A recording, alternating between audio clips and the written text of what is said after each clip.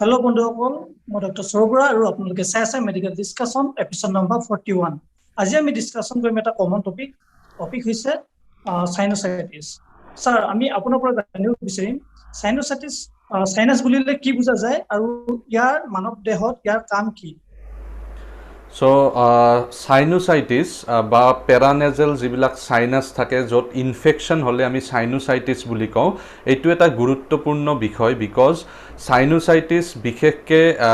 খুব কমনলি সৰু ল'ৰা ছোৱালীৰ মাজত দেখা যায়, এডাল্টছৰ মাজত দেখা যায় আৰু ইয়াৰ চিমটমছবিলাক আমাৰ যিবিলাক কমন কোল্ড হয় বা নৰ্মেল যিটো চৰ্দি হয় তাৰ লগত বহুগুণে মিলে আৰু সেয়েহে সাইনোচাইটিছ বহুতে ইগন'ৰ কৰি থাকে। বহুত দিন যেতিয়া পাৰ হৈ যায়, সাইনাছত যেতিয়া ইনফেকশ্যন বহুত বেছি বাঢ়ি যায় তেতিয়াহে এইটো ডক্টৰত দেখাব আহে। সেয়েহে সাইনোচাইটিছ এটা ইম্পৰ্টেণ্ট টপিক হয়। তাৰ আগতে আমি জানিব লাগিব যে সাইনাছ বা সাইনাছত ইনফেকশ্যন হোৱা যিটো কওঁ, একচুৱেলি এইটো কি হয়। আমাৰ নৰ্মেলি কিছুমান লাও খোলাটোত যিটো স্কাল থাকে, স্কালত কিছুমান ফফলা ঠাই থাকে যিবিলাকক আমি সাইনাছ বুলি কওঁ বা পেৰানেজেল সাইনাছ বুলি কওঁ। পেৰানেজেল অৰ্থাৎ আমাৰ নাকৰ চাৰিওফালে কিছুমান ফফলা জাগা থাকে। তাৰ ভিতৰত ইম্পৰ্টেণ্ট হৈছে মেক্সিলাৰী সাইনাছ। মেক্সিলাৰী সাইনাছ আমাৰ নাকৰ দুয়োফালে থাকে। ইয়াত দুটা ফফলা জাগা থাকে যাক আমি মেক্সিলাৰী সাইনাছ বুলি কওঁ। তাৰ লগতে আমাৰ চকুৰ ওপৰ ফালে আমাৰ ফ্ৰণ্টেল সাইনাছ থাকে। তাৰ লগতে চকুৰ মাজত আমাৰ ইথমইডেল সাইনাছ থাকে আৰু ঠিক তেনেদৰে চকুৰ পিছফালে স্ফেনইডেল সাইনাছ থাকে। চ' এনেকুৱা এই চাৰিবিধ খুব কমন সাইনাছেছ হয় য'ত আমাৰ ইনফেকশ্যন হোৱাৰ সম্ভাৱনা বাঢ়ি যায় আৰু যাক আমি খুব কমন ভাষাত সাইনোচাইটিছ বুলি কওঁ। এতিয়া এই যিটো সাইনাছ থাকে, এই সাইনাছৰ কাম হৈছে আমাৰ যিটো আমি উশাহ লওঁ, এই উশাহৰ লগত যোৱা যিটো এয়াৰ থাকে বা বতাহ থাকে, এই বতাহটোক ফিল্টাৰ কৰে। তাৰ লগতে আমাৰ সাইনাছটোই হিউমিডিফাই কৰাটো সহায় কৰে, অৰ্থাৎ এই যিটো হাৱাটো বতাহটো আমাৰ নাকৰ ভিতৰেৰে সোমায়, এই বতাহটোক বেছি হিউমিডিফাই কৰে বা মইশ্চাৰ এড কৰে, যিটোৰ দ্বাৰা আমাৰ লাঙত এই বতাহটো সোমালে লাং ইনজুৰি নহয়। ইয়াৰ লগতে দেখা যায় যে যিটো স্কালৰ ওজন থাকে, এই স্কালৰ ওজনটো সাইনাছ যিবিলাক ফফলা ঠাই থাকে এইটোৱে ওজনটো কমাই দিয়ে। চ' এইকেইটা খুব কমন ফাংচনছ হয়। আমাৰ নৰ্মেলি সাইনাছ যিটো ফফলা ঠাই থাকে ইয়াত কিছুমান চিলিয়া থাকে, অৰ্থাৎ কিছুমান নোমৰ দৰে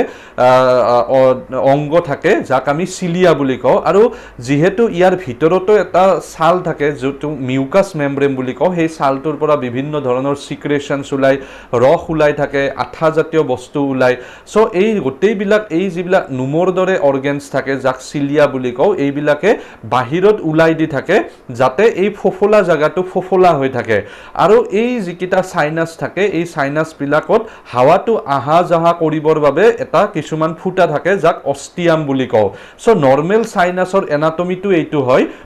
যে তাত ফফলা জাগাটোৰ যিবিলাক ইনফেকশ্যন হ'ব নহ'বৰ বাবে বা তাতে এই যিবিলাক চিক্ৰেশ্যনছ থাকে এইবিলাক যাতে জমা নহয়, তাৰ বাবে এই চিলিয়াবিলাকে এই চিক্ৰেশ্যনছবিলাক ওলাই দি আমাৰ সেই যিটো সাইনাছৰ ফুটা থাকে সেইটোৰ দ্বাৰা আমাৰ নাকলৈকে ওলাই আহে। চ' এইবিলাকেই হৈছে সাইনাছ বা পেৰানেজেল সাইনাছ। ধন্যবাদ ছাৰ, আপুনি ইমান সুন্দৰভাৱে এনাটমিটো দৰ্শকসকলক বুজাই দিয়াৰ বাবে। ছাৰ, এতিয়া আমি জানিব বিচাৰিম আপোনাৰ পৰা সাইনাছৰ কি কাৰণত আমাৰ সাইনোচাইটিছ ইনফেকশ্যন হ'ব পাৰে।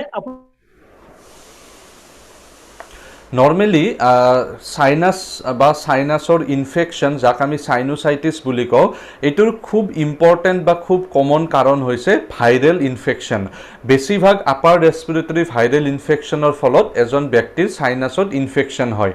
তাৰ লগতে এলাৰ্জিক ইনফ্লেমেশ্যনতো কেতিয়াবা বা এলাৰ্জিৰ যদি এজন ব্যক্তিৰ যিকোনো বস্তুৰ প্ৰতি এলাৰ্জি থাকে তেতিয়াও এই সাইনাছত আমাৰ চিক্ৰেশ্যনছ জমা হ'ব পাৰে বা সাইনাছত ইনফেকশ্যন হ'ব পাৰে। তাৰ লগতে অন্যান্য কিছুমান ৰেয়াৰ বেমাৰ আছে যেনে চিষ্টিক ফাইব্ৰচিছ। এইটো বেমাৰত আমাৰ যিটো সাইনাছৰ ভিতৰত নোমৰ দৰে আঁহবিলাক থাকে এইবিলাকৰ ফাংচনটো বেয়া হৈ যায় আৰু যাৰ ফলত ভিতৰত জমা হোৱা যিবিলাক চিক্ৰেশ্যনছ থাকে এইবিলাক ওলাই আহিব নোৱাৰে। স্মোক বা টবেকো ইউজ অৰ্থাৎ এজন ব্যক্তিয়ে যদি চিগাৰেট খায় বা তেওঁলোকে ধূমপান লয় এইবিলাকেও এই চিলিয়াৰ কামটো কমাই দিয়ে যাৰ ফলত চিক্ৰেশ্যন জমা হৈ সাইনাছ ইনফেকশ্যন হোৱাৰ সম্ভাৱনা বাঢ়ি যায় বিভিন্ন আৰু মেকানিক্যাল কাৰণ থাকে যেনে ফেচিয়েল ট্ৰমা অৰ্থাৎ এজন ব্যক্তিয়ে যদি মুখমণ্ডলত আঘাত পায় তেতিয়াও সাইনাছত তেওঁলোকৰ ক্ষতি হ'ব পাৰে যিবিলাকে ঘনাই সুইমিং কৰি থাকে সাঁতুৰি থাকে এই সাঁতুৰিব গ'লে এই যিটো পানীত ইনফেকশ্যন থাকে পানীৰ দ্বাৰা সেই ইনফেকশ্যনটো নাকৰ ভিতৰত সোমাই তেওঁলোকৰ এই সাইনাছত ইনফেকশ্যন হ'ব পাৰে লগতে যিবিলাক ব্যক্তিৰ নেজেল ইনটিউবেশ্যন হয় অৰ্থাৎ আমাৰ মেডিকেলত বিভিন্ন ধৰণৰ কাৰণত এজন ব্যক্তিক যদি নাকেৰে পাইপ ভৰাব লগা হয় বা মুখেৰে পাইপ ভৰাব লগা হয় ইয়াৰ দ্বাৰাও কেতিয়াবা সাইনাছৰ ভিতৰত ইনফেকশ্যন হোৱা দেখা যায় তাৰ লগতে বিভিন্ন ধৰণৰ মেডিকেশ্যনছ ইউজেও মানুহ এজনৰ সাইনাছত ইনফেকশ্যন কৰিব পাৰে আমি দেখা পাওঁ যে বহুতো ব্যক্তিয়ে নাক বন্ধ হ'লে নাকত ড্ৰপ দি থাকে আৰু এইটো বহুত দিনলৈকে দি থাকে যাৰ বাবে তেওঁলোকৰ নাকত দৰৱ নিদিলে নাকটো বন্ধ হৈ যোৱা অভ্যাস হৈ যায় সো এইটোকে আমি ৰাইনাইটিছ মেডিকামেণ্টোছা বুলি কওঁ অৰ্থাৎ এজন ব্যক্তিয়ে যদি বহুত দিন ধৰি নাকত নেজেল ড্ৰপ দি থাকে তেতিয়াও তেওঁলোকৰ সাইনাছত প্ৰব্লেম হ'ব পাৰে বা সাইনোসাইটিছ হোৱাৰ সম্ভাৱনা বাঢ়ি যায় তাৰ লগতে এজন ব্যক্তিৰ যদি ডিএনএছ থাকে ডিএনএছ অৰ্থাৎ নাকৰ যিটো মাজৰ হাড় থাকে এই হাড়টো যদি বেকা থাকে এটা সাইডে তেতিয়াও আমাৰ যিটো বতাহ সোমোৱাৰ গতি এই গতিটোত খেলিমেলি হৈ তেওঁলোকৰ সাইনাছত ইনফেকশ্যন হ'ব পাৰে নেজেল পলিপ অৰ্থাৎ নাকৰ ভিতৰ মাংস যদি বাঢ়ি যায় বা নেজেল টাৰ্বিনেট হাইপাৰট্ৰফি হয় অৰ্থাৎ নাকৰ ভিতৰত যিবিলাক মাংস থাকে এই মাংসটোৰ যদি সাইজটো বাঢ়ি যায় এইবিলাকে কেতিয়াবা সাইনাছৰ পৰা যিটো সিক্ৰেশ্যনছ ওলোৱা ফুটা থাকে এইটো কেতিয়াবা ব্লক কৰি সাইনাছত ইনফেকশ্যন কৰিব পাৰে কেতিয়াবা ফৰেন বডিৰ কাৰণেও সাইনাছত ইনফেকশ্যন হয় অৰ্থাৎ নাকৰ ভিতৰত যদি বহুত দিন ধৰি এটা ফৰেন বডি সোমাই থাকে তাৰ কাৰণেও নাকৰ ভিতৰত এই সাইনাছত ইনফেকশ্যন যাব পাৰে যেতিয়া এজন ব্যক্তিৰ এনেকুৱা কাৰণবিলাকৰ কাৰণে সাইনাছৰ এই ফুটাটো যিটো অষ্টিয়াম বুলি কয় এইটো বন্ধ হয় তেতিয়া কি হয় আমাৰ যিটো ভিতৰত হাৱা থাকে এই হাৱাটো লাহে লাহে নোহোৱা হৈ যায় এটা নিগেটিভ প্ৰেছাৰ জেনেৰেট হয় সাইনাছৰ ভিতৰত তাৰ ফলত সাইনাছৰ ভিতৰত যিটো ছাল থাকে বা মিউকাছ মেমব্ৰেন থাকে এইটো ফুলি যোৱা ষ্টাৰ্ট হয় যাক আমি মিউকোজেল হাইপাৰট্ৰফি বুলি কওঁ তাৰ লগতে দেখা যায় যে যিবিলাক নাকৰ সাইনাছৰ ভিতৰত সিক্ৰেশ্যন আছিলে সেইটো লাহে লাহে ক্ৰমান্বয়ে ভিতৰতেই জমা হৈ যায় তাৰ লগতে এজন ব্যক্তিয়ে যেতিয়া নাকটো জোৰকৈ তেওঁলোকে হাৱাটো ভিতৰ ফালে লৈ যায় যাক আমি স্নিফিং কৰা বুলি কওঁ বা নেজেল ব্লোয়িং কৰে তেতিয়া বিভিন্ন ধৰণৰ বীজাণু এই সাইনাছ কেইটাৰ ভিতৰত সোমাই এই সিক্ৰেশ্যনছবিলাকত প্ৰলিফাৰেট কৰিব পাৰে তাৰ ফলত তাৰ ভিতৰত বিভিন্ন ধৰণৰ পাছ জমা হ'ব পাৰে বা ইনফেকশ্যন বাঢ়ি যাব পাৰে তাৰ লগতে ভিতৰত কেতিয়াবা পানী জমা হৈ যায় আৰু এইবিলাক এই পদ্ধতিত এজন ব্যক্তিৰ সাইনাছত ৰিকাৰেন্ট ইনফেকশ্যন হৈ থাকে যাক আমি ৰিকাৰেন্ট সাইনোসাইটিছ বুলিও কওঁ ধন্যবাদ স্যাৰ আমি স্যাৰ এটা আপোনাৰ পৰা জানিব বিচাৰিম যে এজন ব্যক্তি যেতিয়া সাইনোসাইটিছ হয় তেওঁ কি ধৰণৰ সাইন এণ্ড চিম্পটমছ বা লক্ষণ আমাৰ ওচৰত দেখা দিব পাৰে সো নৰ্মেলি এজন ব্যক্তিৰ যদি সাইনাছ ইনফেকশ্যন হয় তেওঁলোকৰ ৰানিং নোজ হ'ব পাৰে বা নাকেৰে পানী বৈ থাকিব পাৰে তেওঁলোকৰ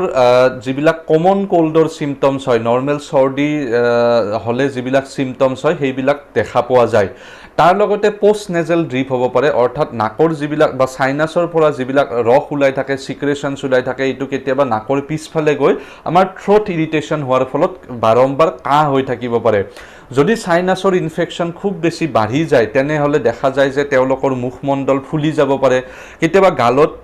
বা চকুৰ পিছফালে তেওঁলোকৰ বিষ হ'ব পাৰে চকু ৰঙা পৰিব পাৰে বা বাৰম্বাৰ মূৰৰ বিষ হৈ থাকিব পাৰে কেতিয়াবা দেখা যায় যে তেওঁলোকৰ ইভেন কাণৰ ভিতৰতো ইনফেকশ্যন স্প্ৰেড হৈ মিডল ইয়াৰ কেভিটিত ইনফেকশ্যন হ'ব পাৰে কাণেৰে শুনাত অসুবিধা পাব পাৰে আৰু এজন ব্যক্তিৰ যদি ৰিকাৰেন্ট সাইনোসাইটিছ হৈ থাকে তেনেহ'লে এই গোটেইবিলাক চিম্পটম বহু দিন ধৰি থাকে সেয়েহে এজন ব্যক্তিয়ে যদি দেখা পায় যে তেওঁলোকৰ আপাৰ ৰেসপিৰেটৰী চিম্পটমছ অৰ্থাৎ চৰ্দি কাহ জ্বৰ যদি 4 সপ্তাহতকৈ বেছি থাকে তেওঁলোকে ইমিডিয়েটলি ইএনটি ডক্টৰৰ ওচৰত গৈ সাইনাছ কেইটা ভালদৰে পৰীক্ষা পাতি কৰি ল'ব লাগে কাৰণ এইটো নকৰিলে দেখা যায় যে পিছলৈকে সাইনাছত পুজ জমা হয় সাইনাছৰ ইভেন অপাৰেশ্যন কৰিব লগা হয় বা সাইনোসাইটিছ বাঢ়ি গৈ তেওঁলোকৰ সেপচিছ হোৱাও দেখা যায় যাৰ ফলত তেওঁলোকৰ পিছলৈকে জ্বৰ আহিব পাৰে তেওঁলোকৰ ইভেন এই সাইনাছৰ পৰা ইনফেকশন লাঙলৈকে গৈ লাঙতো ইনফেকশন হ'ব পাৰে বা নিউমোনিয়া হ'ব পাৰে So আমি নেক্সট কোৱেশ্চনটো লাইছো যে এজন ব্যক্তিয়ে যেতিয়া সাইনাসাইটিস বুলি নিজকে ডায়াগনোসিস কৰিবলৈ কি প্যাৰামিটাৰ আছে যাৰ কাৰণে নেকি তেওঁ নিজকে ডায়াগনোসিস কৰিব আৰু স্যাৰ ইয়াৰ ট্ৰিটমেন্ট কি হ'ব সো নৰ্মেলি এজন ব্যক্তি মই যেনেদৰে কৰলো যদি এজন ব্যক্তিৰ এনেকুৱা ধৰণৰ সিম্পটমছ বিলাক হয় যিবিলাক আমি অলৰেডি ডিসকাস কৰিলো বা তেওঁলোকৰ ৰিকাৰেন্ট সৰ্দি লাগি থাকে বা তেওঁলোকৰ জ্বৰ আহে বা তেওঁলোকৰ আপাৰ ৰেসপিৰেটৰী সিম্পটমছ 4 সপ্তাহতকৈ বেছি থাকে তেনেহলে তেওঁলোকে সাইনোসাইটিস হৈছে নে নাই চাবৰ বাবে কিছুমান ডায়াগনস্টিক টেষ্ট কৰিব পাৰে যেনে তেওঁলোকে এখন সাইনাছৰ এক্স-ৰে কৰিব পাৰে বা তেওঁলোকে ইভেন সাইনাছ কেইটাৰ সিটি স্ক্যান কৰি চাব পাৰে তাত গম পাব যে সাইনাছৰ ভিতৰত যেটো মিউকোসা থাকে এটো ফুলিছে নেকি সাইনাছৰ ভিতৰত কিবা সিক্ৰেশন জমা হৈছে নেকি সাইনাছৰ ভিতৰত পলিপ হৈছে নেকি বা সাইনাছৰ ফুটাটো বন্ধ হৈছে নেকি সো এনেকুৱা ধৰণৰ ইনফৰমেশন বিলাক আমি এক্স-ৰে বা সিটি স্ক্যানৰ জৰিয়তে পাম তাৰ লগতে আমি কাৰণটো গম পাব পাৰো সাপোজ যদি আমাৰ নাকৰ ওয়ালটো বেকা আছে ডিএনএছৰ বিষয়ে গম পাব পাৰো আমি গম পাব পাৰো নেজেল পলিপ আছে নেকি টাৰ্বিনেটছ ডাঙৰ আছে নেকি সো এনেকুৱা বিভিন্ন ধৰণৰ ইনফৰমেশন এনেকুৱা টেষ্টৰ পৰা আমি গম পাও তাৰ লগতে আমি ৰুটিন টেষ্ট কৰি চাব পাৰো যে ব্লাডত ইনফেকশন আছে নেকি আমি সিবিসি এটা কৰি চাব পাৰো টোটাল কাউন্ট চাব পাৰো সো এনেকুৱা ৰুটিন টেষ্ট বিলাকৰ দ্বাৰা আমি সাইনাছৰ ইনফেকশন হৈছে নেকি আমি গম পাও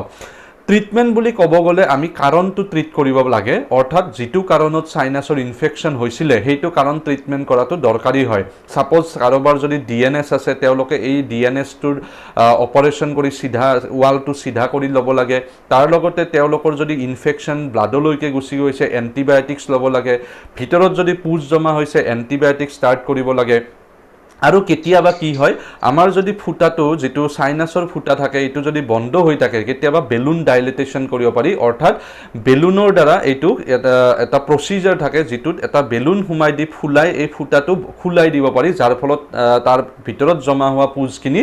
উলাই যায় কেতিয়াবা ইভেন ট্ৰেডিশনাল সাৰ্জাৰি কিছুমান আছে যত দেখা যায় যে যেটো সাইনাছৰ কাখত হাড্ডি থাকে এই হাড্ডিটো কেতিয়াবা ভাঙিব লগা হয় যাৰ ফলত ভিতৰত জমা হোৱা ইনফেকশন আৰু ভিতৰত জমা হোৱা সিক্ৰেশন বা পুজ যদি জমা হয় এইখিনি ভালদৰে উলাই আহে আৰু পিছলৈকে বাৰবাৰ এইটো জমা হৈ নাথাকে সো এনেকুৱা ধৰণৰ ট্ৰিটমেন্ট আমি সাইনোসাইটিস বা সাইনাছৰ ইনফেকশন হলে আমি কৰিব পাৰো কিন্তু ইম্পৰ্টেন্ট হৈছে যে আমি সাইনাছ হোৱাৰ কাৰণটো ট্ৰিট কৰিব লাগে যদি কিবা প্ৰিডিসপোজিং ফ্যাক্টৰছ আছে সেইখিনি ট্ৰিটমেন্ট কৰিলে ৰিকাৰেন্ট সাইনোসাইটিছৰ পৰা আমি হাতহাৰি থাকিব পাৰো ধন্যবাদ স্যাৰ আজি আমাৰ মেডিকেল ডিসকাশনৰ পৰা আজি আমি বিভিন্ন ধৰণৰ নজনা কথা জানিলো কেনে ধৰণে ইয়াক ট্ৰিটমেন্ট কৰিব লাগে আৰু কেনে ধৰণে ইয়াৰ পৰা সাৱধানতা অৱলম্বন কৰিব লাগে স্যাৰ দৰ্শকসকলক আপুনি কি অনুৰোধ জনাব এই আমাৰ সাইনোসাইটিছৰ বিষয়ে সো বহুতো ব্যক্তি আমাৰ অপিডিত আহে যে কয় যে মোৰ সাইনোসাইটিছৰ প্ৰবলেম আছে সো একচুয়ালি সাইনোসাইটিছৰ প্ৰবলেম দিঘলীয়া এটা প্ৰবলেম নহয় মানুহৰ বিভিন্ন কাৰণত সাইনোসাইটিছ হয় সাইনাছত হসাকৈ ইনফেকশন আছে নে চাবৰ কাৰণে আমি বিভিন্ন টেষ্টৰ কথা পাতিলো তাৰ লগতে যদি এজন ব্যক্তিৰ বাৰবাৰ সৰ্দি লাগি থাকে বিভিন্ন ধৰণৰ এলাৰ্জিক কণ্ডিশনছ আছে তেওঁলোকে ইমিডিয়েটলি ডক্টৰৰ ওচৰত গৈ সাইনাছ কেইটাৰ চেকআপ কৰাটো দৰকাৰী হয় আশা কৰো এই ভিডিঅটোৰ দ্বাৰা সাইনোসাইটিছৰ বিষয়ে কিছু পৰিমাণে গম পালে এই ভিডিঅটো লাইক কৰিব শেয়াৰ কৰিব আৰু প্লিজ চেনেলটো সাবস্ক্ৰাইব কৰিব ধন্যবাদ